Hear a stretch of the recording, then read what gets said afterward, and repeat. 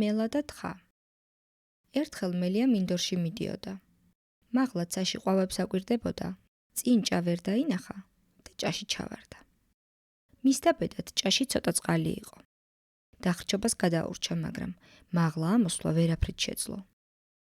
იდგა მელა წყალში და არ იცოდა რა ექნა. ამ დროს ჭას ბაკიბუკით, წვერის ცანცარით და გრძელი რქების ქნევით თხა მოუახლოვდა. ჩაიხედა ჭაში, დაინახა მელია და ჩასცახა. რას აკეთებ მანდ მელავ? ვისვენებ ჩემო გრიტო, ტკბილად ამოსძახა მელამ. მანდ მაღლა ცხელა, ამიტომ აქ ჩამოვხდი.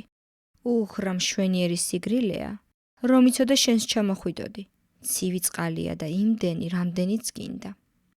თხას დიდი ხანია წყურვილით პირი უშრებოდა, ამიტომ ბევრი არ უფიქრია. წყალი მართლა კარგია? კითხა თხამ.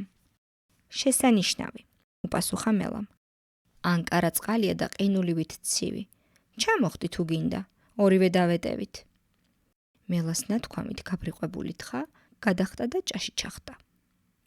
შეხედეთ ამ წვერიან ტუტუც, ჩამოხტომაც ვერ მოახერხა, სულ ერთიანად გამზუზნა და გამწუწა, თქვა მელამ წყრომით. შემდეგ შეახტა ზურგზე თხას, ზურგიდან რქებზე მოექცა, რქებიდან კი მაღლა ახტა და მოკურცხლა ტყისკენ. დარჩა ჭაში უგუნური თხა და კინაღამ შიმშილით სული გასცურა. ბოლოს პატრონებმა როგორც იქნა მიაგნეს. მოსჭიდეს რქებზე ხელი და ამოიყვანეს ჭიდან. აი მას შემდეგ კი ახსოვდა, რომ მელას ნდობა არაფრით შეიძლება.